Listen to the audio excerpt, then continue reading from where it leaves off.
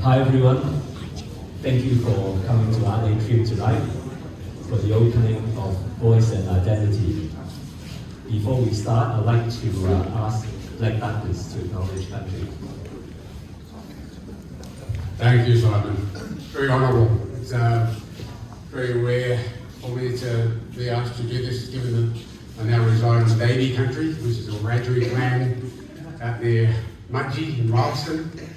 And so I definitely don't get the invitation to do acknowledgements out there, because that would be quite sacrilegious in the sense that I'm a Milgady boy by heritage, and I'm on from 7 hours north from where we're standing. But it is honourable, particularly in light of the return recently of the spears, and knowing that the spears and the shield came from just a boomerang's throw from here, on the coast down there, when the First Fleet came into the shore. So it is on Wiggle, Bidjigal and Gadigal countries that we all stand, and it's fantastic that we are here with such an honourable cultural exhibition to be able to officially acknowledge those peoples of where those amazing artefacts were returned from Cambridge University.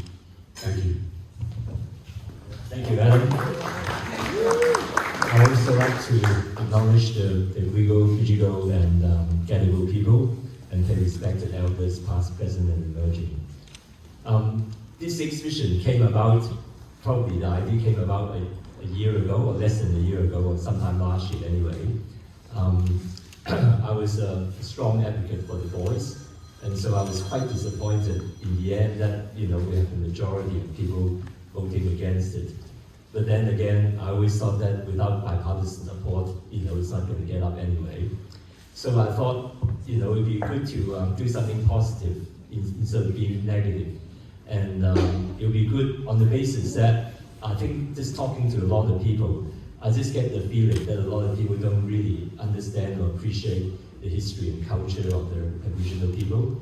So I thought we should have an exhibition where we invite photographers to show their work of Aboriginal communities. So in this exhibition, we have 9 photographers. 5 of them are Indigenous photographers, the other 4 are non-Indigenous, but all of them have the subject as either Indigenous communities or leaders or high-profile people in the community.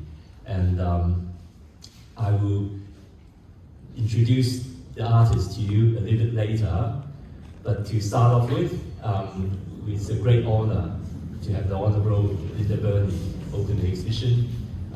She's the Minister of Indigenous Australians, and quite a number of years ago, I was very much involved with the Aboriginal Venice Foundation. We fundraise for the Aboriginal communities throughout Australia, and we were very fortunate to have Linda as our patron at the time. But she had to stop doing that when she became a federal minister.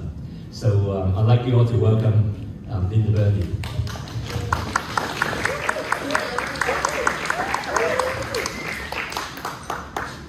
Thank you, Simon, and I guess this is the right place to start. And I thank you, Simon, on a very personal level for your amazing advocacy throughout the campaign. It was very much noted. And thank you, Blak Douglas. Where'd you go? Hard to miss, really. For your acknowledgement. And the Waggle Spears are back home. And it's just amazing for the La Perouse community. Can I acknowledge Badigal and Gadigal land, and of course 2 amazing clans of the Eora Nation, and remind us that what we see on these walls is really what we see in terms of remembering history and paying homage to history, and every one of these pieces of art are about history, they're about the future, and they are about a statement of who we are as Australians. I'm so pleased to be here tonight. Simon's been trying to get me to come to something forever, and I finally got it. Thank you, Simon.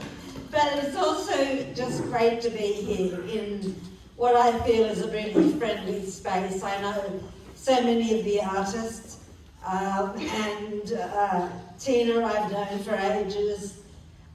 John, where are you? I've known you probably when your hair was black, love.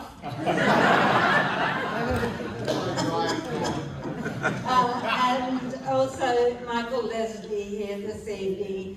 We may not have any artwork, but someone that's been just brilliant in terms of preserving and also taking our culture forward. I met Asher tonight, who has beautiful photographs up the back of a place that I know so well, and that's the Cooks River. Filthiest piece of waterway in the land, but wow, it's pretty important. And I'd also like to just say that what we've got here is the vibrancy of Blak Douglas's work, and I can't go past. And if you want to bed tonight, Juno, that's fine. But, Thanks very much. So to my very, very dear friend, an old friend, Juno Gemes, whom I've known for something like 40 years, and for some reason she thinks that's a good photograph. We were bloody freezing. I have never been so cold in my life. So, and it's also great to see Phyllis here this evening as well, who we work together, and all of the artists that I've met this evening. Thank you so very much. I know it's a terrible cliche, but that saying that a picture paints 1,000 words is really what we see here this evening. And Simon spoke about the referendum. And I'll speak about that very briefly as well, because I don't know I've only got 3 or 4 minutes. But I just wanted to say that this country and what we share with you all, and what your inheritance is, as much as it is mine and Michael's and John's and Teena's and many other people in this room, it is a history that no other, and it's a story and it's an inheritance and a heritage that no other country on this planet has. And it's mine and it's yours. And we must value it, we must love it, and we must embrace it, and we must tell the story. And the story is told by dance. Anyone think I was from South Australia the way I said that? Dance. It's told by photography. It's told by installations like Blak Douglas's. It's told by Teena's artwork. It's told by everyone that's part of this. And what's extraordinary is the integration that Simon has brought together with both Aboriginal and non-Aboriginal artists, which is so extraordinarily important. Can I just finish up by saying something about the referendum, if you'll allow me? Yeah, of course. What a kick in the guts. But I just say to all my non-Aboriginal brothers and sisters here tonight, take a leaf out of our book. You get knocked down and you get up. Justice is not linear. It's 1 step forward, 2 steps back. And when I think of, and I don't think Mervyn's here tonight, but we look at that iconic photo of Vincent Lingiari and Gough Whitlam, second take by the way. You know, the fight of the Gurindji was 10 years. And we are a patient people, God knows how. And we are a generous people. And out of the referendum, 3 things I want you to take home with you. 6.5 million Australians said yes. It's a lot of people. We have seen the emergence of young Indigenous people coming through understanding that you have to fight for things. And that leadership's important. And most importantly, in places where there are high Aboriginal populations, like Warrabinda, like Yunamu, like the Tiwi, a whole range of other places, the vote was 86 to 96% yes. So don't be down about it altogether. There is some silver linings that are just blindingly beautiful. And it gives me enormous pleasure, because I know so many of the artists, because these pictures and these installations really reflect who we are as a country. I announce the exhibition open. Thank you, Linda. Very inspiring talk. Thank you. So I'm just going to invite each of the artists to come up and say a few words about their work. This will be by alphabetical order. Blak Douglas. Alphabetical order in surname. I belong to the older generation. I go by surname. How do I do this when I'm live on Instagram? Hi Simon, we're live now. Okay. Okay, we're just going to point this over there to the people. It's an immeasurable honour to be here amongst everyone, the nearest and dearest in the arts fraternity that I've come to know over the last 20 years in Sydney, I guess, and most of that time when I was residing at 137 Redfern Street, Redfern, above the 10 successive cafes that existed, and opposite the Commonwealth Bank there. And so I chose to use that as a focal point for my little cute fridge magnet triptych over there on the purpose-found HMV, that's right, an HMV 1950s fridge. Here's Master's Voice, for those who don't know what the acronym means. And I painted a painting about it in the past. I just ask you to think about that for a moment, considering Queen Elizabeth Regina has left the throne, and now we do have his Master's Voice. So I found this fridge in the back of a man cave in Colleton. Where else would you find a fridge like that? But anyway, I thought I'd put a little addition to the top of that with the old flour, sugar and tea canisters to reflect Uncle Archie Roach's epic song Mission Ration Blues, of which he sings flour, sugar, tea, oh no, no, that's what's killing me. And so you see my little triptych dedicated to what I colloquially coined Dreadfern. Thank you. Thanks, Anna. I should also remind you that I have painstakingly gift packaged that triptych of fridge magnets, challenging the concept of fridge magnets. That's right, they might surpass your previous additions on your fridge at home, like the big banana, or whatever, on your travels. But let's keep it real in light of what Honourable Linda Burney has told us tonight about moving forward positively, but let's be reminded of what does go on. So, painstakingly gift packaged and hand signed, and you'll find those at the table over there with our gorgeous assistant. Thank you. Thanks a lot. And that's a limited edition of 31. So, I mean, there's more than 31 at UPR. So I presume that will sell out by the end of today. So they're only $380 for all 3 fridge magnets. 31, edition of 31, Yeah. 31 Prime Ministers, Yeah. Caucasian Prime Ministers that we've had thus far Yeah. since Federation. So anyone who's interested, come and see me. Next, we have Juno Gemes. If you can put your hand together for Juno.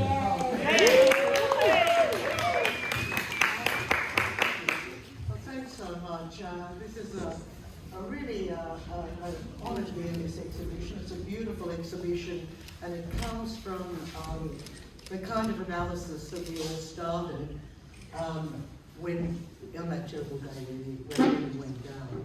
But during the referendum, I was often with Linda, and as she travelled around the country, she went up and down and tried absolutely everything she could to persuade the nation that they were mature enough to answer this generous invitation from Aboriginal people to work together to enable a process of advice to government to make things actually work better for Aboriginal people.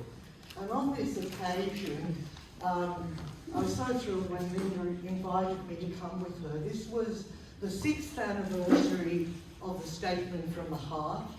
We went back to Uluru. It was absolutely freezing. I've never been so cold in all my life. 5 o'clock in the morning, press calls when your hand can barely touch the shutter because it's so freezing. But what it was the meeting of the Advisory Council for the referendum, and that took place at Uluru in Mutijulu community where some of these images take place. These are all at Mutijulu. This is Harry Wilson, who's the CEO of Mutijulu community and great support. This whole mob just loved the whole Statement from the Heart, really believed in it, really believed it was going to happen. That's what's so heartbreaking and so difficult about this. But so this meeting went on. Linda and other members of the Referendum Council reported back to the people at Mutijulu. We all stood around the fire, and I'll never forget in the meeting that Auntie Pat Anderson, when there was that terrible turnaround of the Steve Bannon misinformation bullshit go down, and Auntie Pat Anderson said, "There's a rain of hate coming down upon us." Do you remember that? It's stuck in my core. So, as Linda said, it's... Microphone. Huh? Oh, as she said, you know, this has been the way it has been through the movement all along. A few steps forward, a few steps back. But one of the things that Linda and I have had together in all this time since she was head of AECG is in our belief in the absolute essential nature of visual history. That this country has to accept Aboriginal history as its own. It is not two separate histories. What we want is an inclusive history. And today, I've just finished the page proofs for a book called Until Justice Comes, that's coming out in December. So, look up. Thank you, Juno. Juno's works is also available, and they are limited edition of 10. Yeah, so if anyone's interested. Next, we have Teena McCarthy. Teena, put your hand together for Teena McCarthy.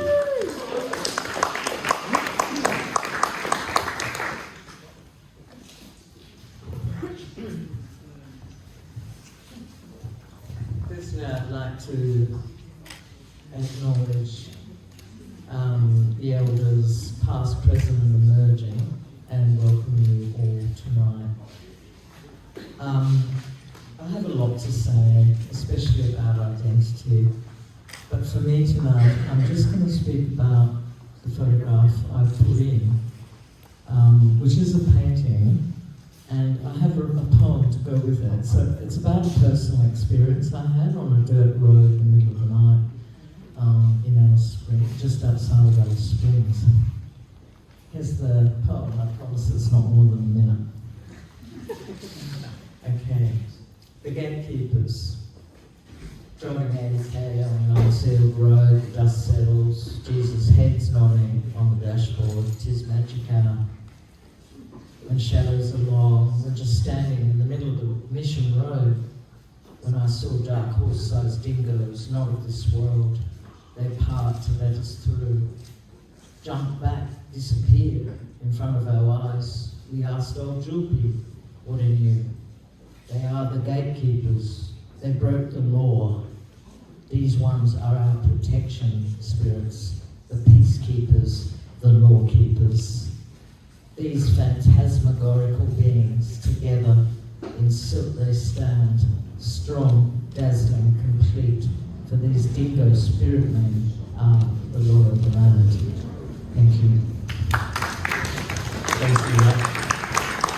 I just realized that I don't know my alphabet. I actually left out Sandy Edwards. So Sandy, where are you? Sorry. Sandy Edwards. It's been wonderful working with Simon on this show. We've got to know each other a lot better. It's really lovely. And thank you, Simon, for putting this on. There have been people, not to be mentioned, that have wanted to do a show like this quite some time ago and haven't been able to put it together. So, for me, it was really important to be able to show some of my Aboriginal work. And the first series is from my series Welcome to Brewarrina. In 1986, I was requested to go to Brewarrina, New South Wales, which was in the bicentennial year, and that amounted to a book, which you can see the book in the back of the room. And people were sent, photographers were sent all around Australia to represent different communities. And I was sent to Brewarrina. It only took 12 hours to drive there every time I went, and couldn't make it any faster. And I was immediately politicised like nothing before me. And I came back to people in Sydney and I said, it's like apartheid out there. And they said, oh, don't be ridiculous. It was not ridiculous, it was true. So, the picture in the middle behind Alistair there actually was taken a little bit later than the other two, which were taken in time for the bicentennial, the one in the middle. And that was my dear friend Felly McHughes. Would you like to stand up and raise your hand, Felly? Yeah? Felly rang me up and said, I want you to come up and take a photograph for the Age newspaper.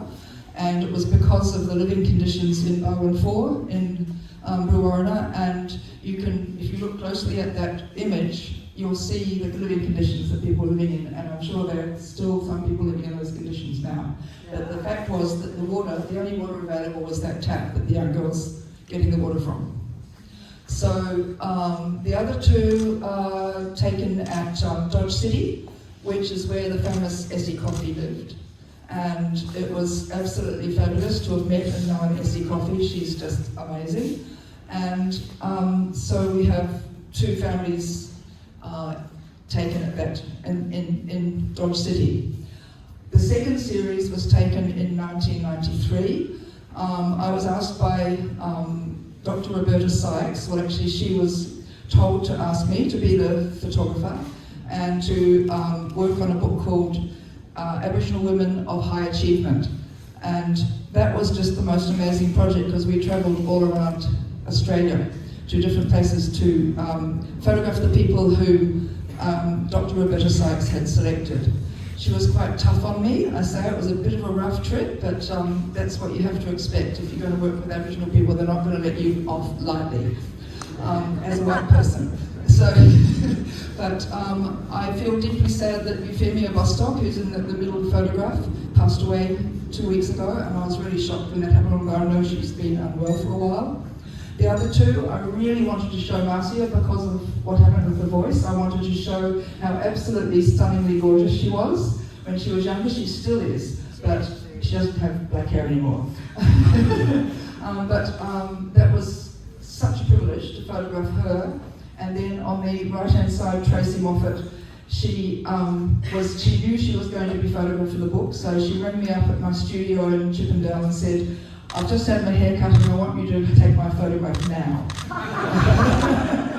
So I said, okay, come round. And we took the photograph. And it was also a great privilege to photograph Tracy. So that's about it. Thank you.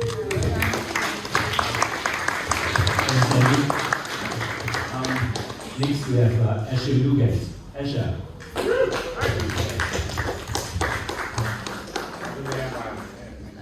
Thank you, Simon, and thank you to everyone for coming. To be part of this exhibition is pretty incredible. Like, if you look at the calibre of the artists here today, and you know, particularly Mervyn Bishop with Gough Whitlam and Vincent, like how incredible. And it obviously, yeah, thank you, Simon. But I guess I'm going to take everyone over to my work so you can see it. Everything. A lot of my work revolves around regional communities, and I grew up in Wellington, New South Wales. Don't know if you know about it, but it's a really important place in Australian history.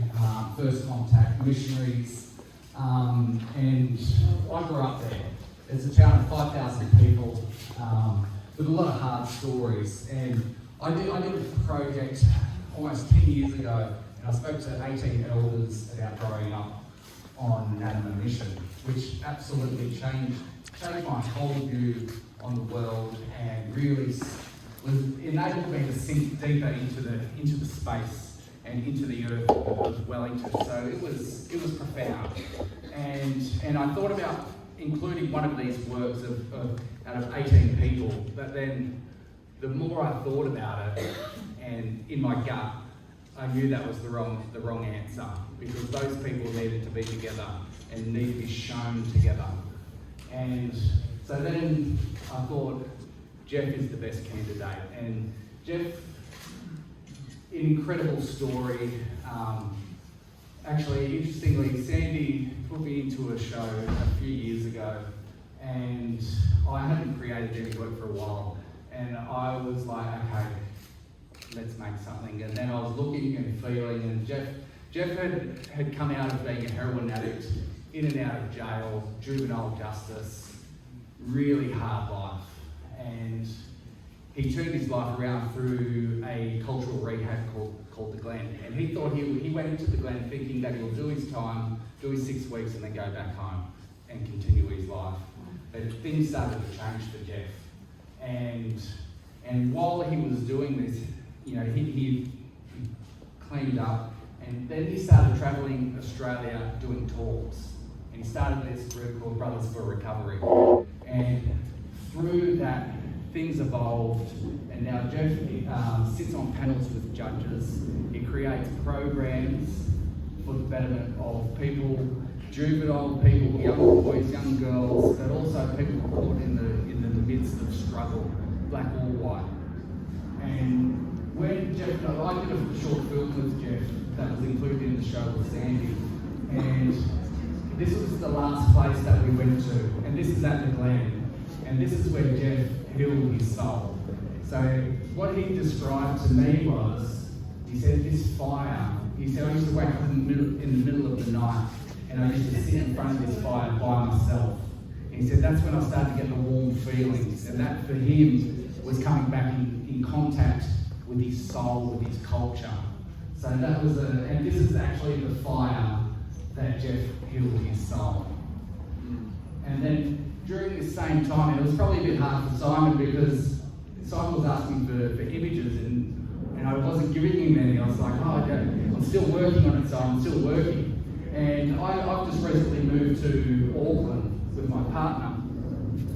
And I live at the base of a volcano. I've been having these daily engagements, and this is what Jenny Newman taught me about having a daily engagement. So this work was created about the Cooks River, the Aboriginal connection to the Cooks River. And the further you get into, you know, the migration of the communities into Sydney and the history of that, you know, Jenny is from Narromine, and she's a Wiradjuri lady, and Jeff is also a Wiradjuri. And she is a Newman, And what I wanted to do was link Wellington, bring Wellington into the fold as much as possible. And consequently, Jeff and Jenny are related through the RC line. So that's my way of bringing Wellington and the impacts that people have had in my life to be able to just be a human. And I think that's what I love most about working with Aboriginal people and spending time with them. I'm able to be deeper into my gut and into my soul. And that's the whole crux of my work, is getting into my gut and just feeling my way through. And good.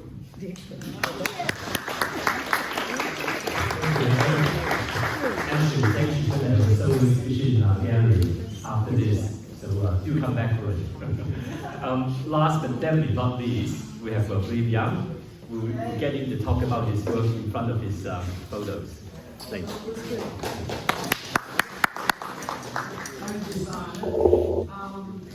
Very nice exhibition, this, I think, because photographic exhibition, because there's a mixture of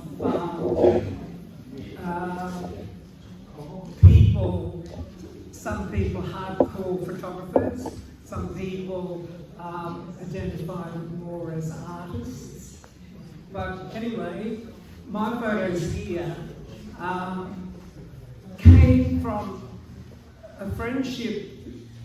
Well, I have a friendship with George Gittos, the artist, and he was living in Bundeena, and he befriended two Aboriginal boys, Bruce and fella Shillingsworth, who'd come to school at Gymea, and they were having trouble going to school, and George, in his generous way, threw his house open to the boys. They would come and see him every weekend.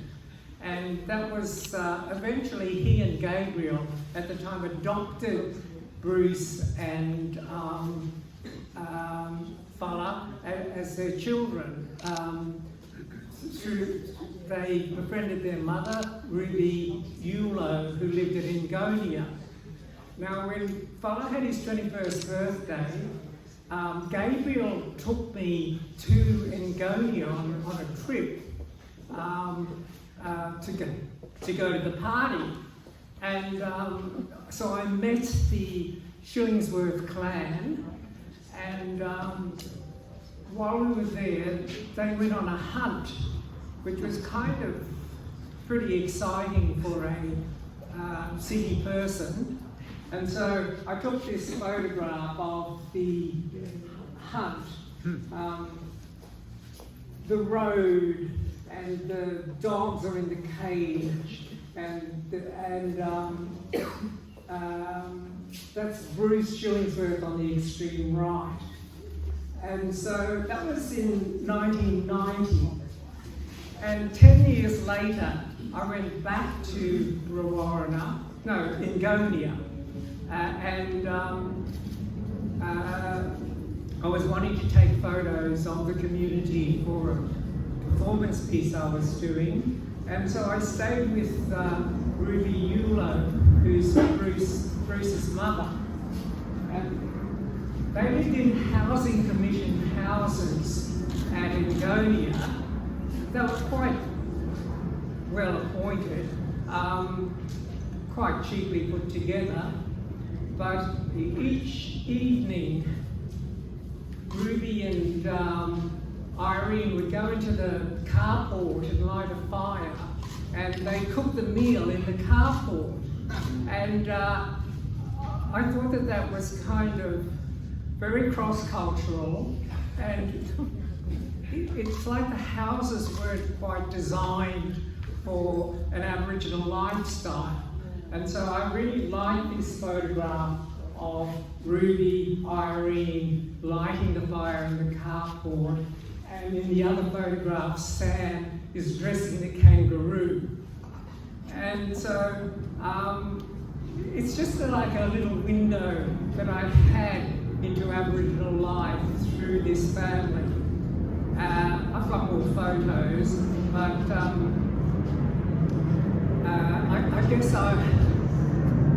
it was quite an insight for me to live with an Aboriginal family for a short time. And I thank them. Thank you.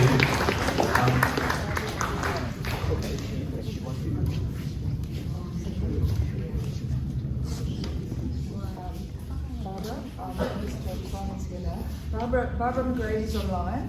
She's not well enough to be here. She's laughing. And I just wanted to let her know that it's all happening and she's able to be here in proxy. Would you like to say anything to Barbara? Barbara, would you like to say a few words to everyone here?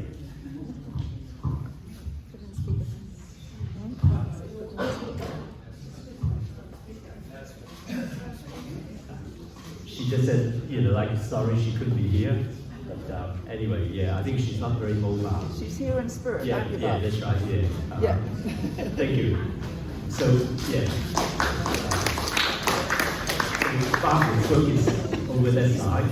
Each one of those works is limited edition of 15, so don't be scared by any of the red dots. There's a few more available. And also, Brenda Croft, she's over in the US, she's in Harvard University. She had this series of work which was shown in the National and Art Gallery New South Wales, but also at the Sydney Festival in 2023. She's actually going to have an exhibition opening in July with this series of work in the Australian Embassy in Washington. This is a whine from me, but I think ultimately the thing about photography, of course, is a society that needs to self-define itself, to be able to define itself. And if photographers take those images, they define our own self.